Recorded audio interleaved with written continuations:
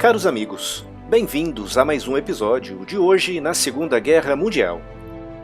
Neste vídeo irei responder uma pergunta que é feita com frequência aqui no canal e lá no grupo Facebook.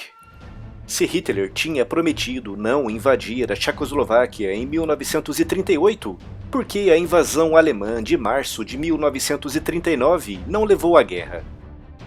Foi o resultado da desastrosa política de apaziguamento dos britânicos e dos franceses, e é sobre isso que falarei neste vídeo.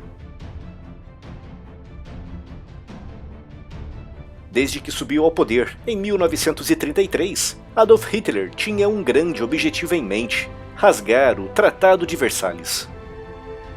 Através desse tratado, assinado em 1919, os vencedores da Primeira Guerra Mundial jogaram sobre as costas da Alemanha todas as culpas pela guerra, ao mesmo tempo em que cobraram pesadas compensações financeiras e obrigaram os alemães a abrirem mão de um exército e de determinadas armas de guerra, como por exemplo submarinos, caças, bombardeiros e navios de guerra acima de uma determinada tonelagem.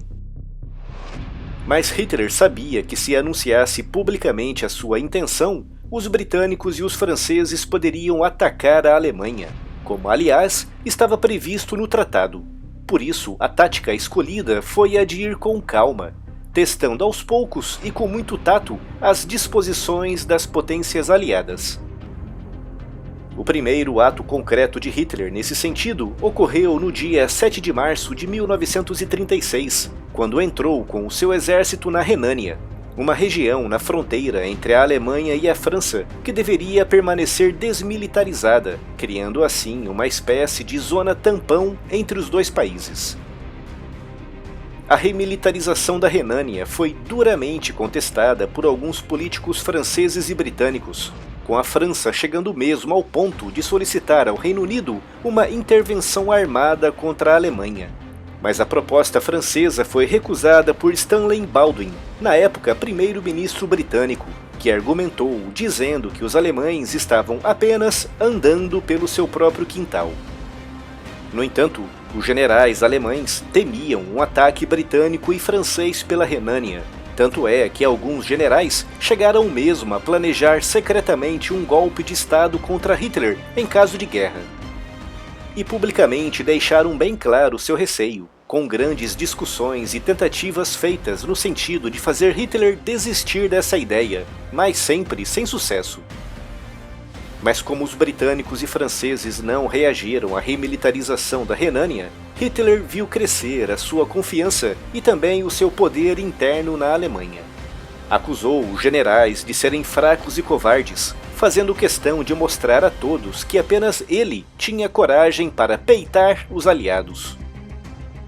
Isso levaria Hitler a almejar um alvo ainda maior: a Áustria, o seu país natal.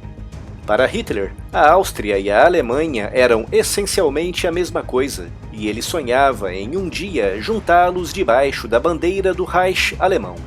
Algo que efetivamente faria em março de 1938, graças a um longo processo que começou em 1937, através da ação clandestina de membros do Partido Nazista Austríaco e de agentes secretos alemães infiltrados na Áustria.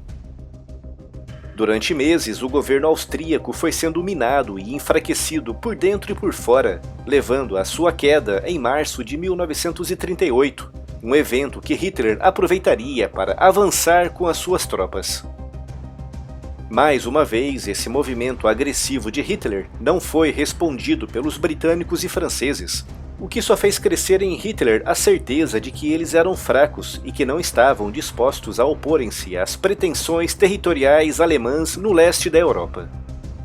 Paralelo a isso, em 1938, a Alemanha já estava em um estágio muito avançado do seu rearmamento, construindo aviões de caça, bombardeiros, submarinos, blindados e grandes peças de artilharia, tudo o que era proibido pelo Tratado de Versalhes.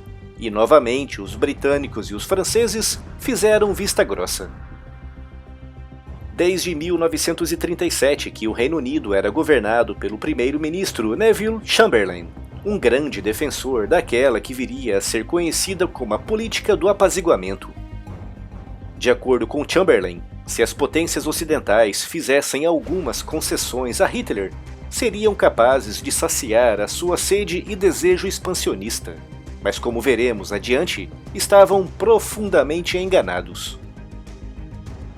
Em 1938, Hitler começou a olhar com interesse para a Tchecoslováquia, mais especificamente para a fronteira checa com a Alemanha, uma área conhecida como Sudetos Checos, com uma grande população alemã. Hitler, alegando um interesse em trazer essa população alemã para a Alemanha, que nessa época já tinha assimilado completamente a Áustria, começou a fazer pressões no governo checo, exigindo a cedência dos Sudetos. A pressão atingiu tal ponto que o Reino Unido, a França, a Itália e a Alemanha sentaram-se na mesa de negociações para tentar resolver amigavelmente o impasse, naquela que ficaria conhecida como a Conferência de Munique. Os tchecos foram mantidos de fora das negociações, com os britânicos e os franceses concordando em ceder os Sudetos para os alemães. Aos tchecos, os britânicos e os franceses disseram que se quisessem lutar, lutariam sozinhos, pois a decisão de ceder as regiões fronteiriças já tinha sido tomada. Em troca, Hitler assinou um papel no qual garantia a Chamberlain que não iria fazer mais nenhuma exigência territorial na Tchecoslováquia. Quando Chamberlain retornou ao Reino Unido, em setembro de 1938, foi cercado por repórteres e fotógrafos no aeroporto de Londres, onde acenou para a multidão com o tal papel assinado por Hitler, ao mesmo tempo em que afirmava que com esse papel, a paz na Europa tinha sido finalmente conquistada. Mas após anexar os Sudetos checos, Hitler queria mais, e apesar de ter prometido a Chamberlain que não procuraria novas expansões territoriais, continuou a pressionar o governo tcheco através de manobras internas e externas. Em março de 1939, apenas 6 meses após ter dado garantias de que não iria realizar mais agressões na Europa, Hitler convocou o presidente tcheco, Emil Hácha, para uma reunião na Alemanha, onde fez-lhe um ultimato. Ou permitia a entrada de tropas alemãs na Tchecoslováquia, ou a Luftwaffe iria bombardear Praga, transformando-a em ruínas. Diante dessas ameaças, o presidente tcheco cedeu e no dia 15 de março de 1939, a Alemanha invadia e anexava a metade oriental da Tchecoslováquia, transformando-a no protetorado da Boêmia e Morávia. E mais uma vez, o Reino Unido e a França limitaram-se a gritar e a espernear, mas não fizeram nada.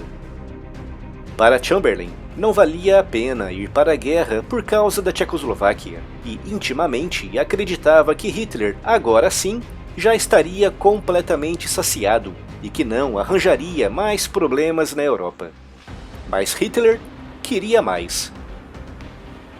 Nessa época, depois de remilitarizar a Renânia, depois de reiniciar e anunciar publicamente o rearmamento da Alemanha, depois de anexar a Áustria, depois de anexar os Sudetos checos, e depois de anexar e desmembrar completamente a Tchecoslováquia, sem qualquer tipo de impedimento dos britânicos e dos franceses, além de gritos e esperneios, Hitler estava confiante de que poderia fazer o que bem entendesse no leste europeu. Para Hitler, era como se o Reino Unido e a França tivessem lhe dado carta branca para fazer o que quisesse no leste da Europa. E foi com essa certeza que Hitler voltou-se para a Polônia e alegando querer de volta o chamado Corredor Polonês, uma área criada à volta da cidade de Danzig pelo Tratado de Versalhes e que deu à Polônia acesso direto ao Mar do Norte, começou a pressionar o governo polonês, da mesma forma que fez com a Áustria e depois com a Tchecoslováquia.